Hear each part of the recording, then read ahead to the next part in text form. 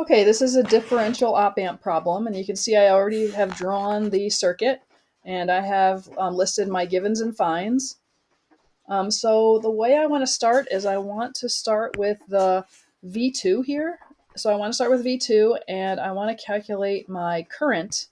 And my current in this bottom branch attached to the non-inverting, to this input, I'm going to call that I minus or I plus because it's connected, it's beneath the inverting input.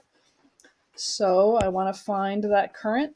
So I'm going to say that I plus is equal to this V2 minus ground, so minus 0 volts, divided by R1 plus R2. And so V2 in this case is 1.41 minus 0 volts over 2519 ohms plus 10,136 ohms. And when I put that in my calculator, I get 0.11 milliamps, or 1.1 times 10 to the minus 4 amps. Okay, so now that I have that current, I can calculate the voltage V plus right here. And the way I'm going to do that is I know that this is ground right here. So this is ground, and I want to calculate the voltage drop across R2 because that's what will be at V plus in order to have that voltage drop. So I'm going to calculate V plus. So the way I'm going to do that is I'm going to say V plus is equal to this I plus times R2. And that gives me 0.11 milliamps times 10,136 ohms, and that's equal to 1.13 volts. So that's the voltage at my V plus, and I know that that's going to be the same as the voltage at my V minus because when we have negative feedback, these two inputs are equal.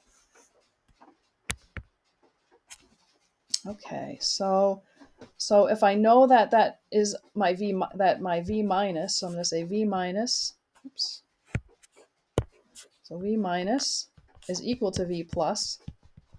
And if that's the case, then I can figure out the current in this part of the, in this branch. And so if I know the voltage here and I know the voltage V minus, I can figure out the direction. So V1 right here is 1.3 and V minus is 1.13. So that tells me that my current here is flowing this way. So this is going to be my I minus. It's flowing that way, and I know because there's no current, right? Current is 0 in this input. So that tells me that I have this I minus is the same here too. All right, so what I'm going to do is I'm going to subtract. I'm going to say V1 minus V minus.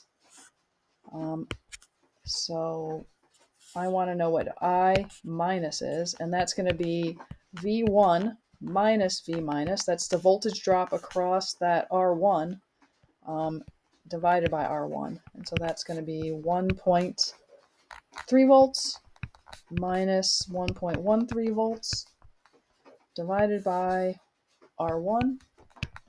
And so that's going to equal 0.68 milliamps. I'm sorry, that's not quite right. That's 0.068 milliamps. Okay, so I just also have figured out that this right here is my voltage drop across R1, and that's going to equal 0.17 volts. Right there, so I've got that. And now I want to figure out what my V out is. And so if I know the voltage here at this spot right here is 1.13 volts, so right there is 1.13 volts, then I can add I times R2 to get my V out here. So that's what I'm going to do. So let's try that. So I'm going to say V out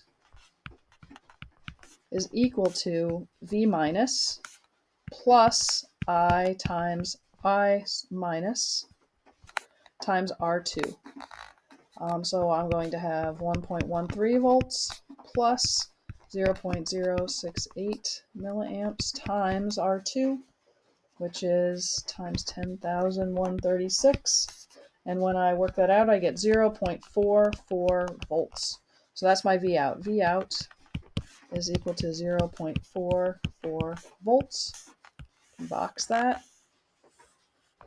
Okay, and I also can use this right here. This multiplication right here is my voltage drop across R2. And that voltage drop is equal to 0.69. 0.69 volts. I also have, let's see, I've got my voltage drop. Do I have it? Yeah, so this is my voltage drop across the R2 on the bottom. So that's across this voltage drop right there. And then the only thing I don't have is my voltage drop across my R1 right here. So let's do that. So V across R1 on the bottom, V across R1 is equal to V2. V2 minus V plus. And that's equal to 1.41 volts minus 1.13 volts.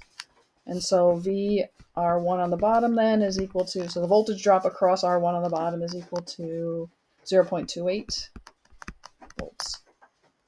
And so there, I think we have everything that we need. We have our V out here that we calculated from just working through the little voltage dividers and then matching up our voltages up here and using our currents.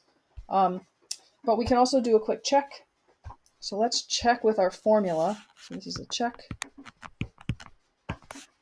And so we have V out for a differential op amp is equal to RF over RI times V2 minus V1. And that's equal to 10,136 divided by 2519 times 1.41 minus 1.3 volts. And that's equal to 0.44 volts. So that's a good check. And so now we know that everything in that part of the problem is correct.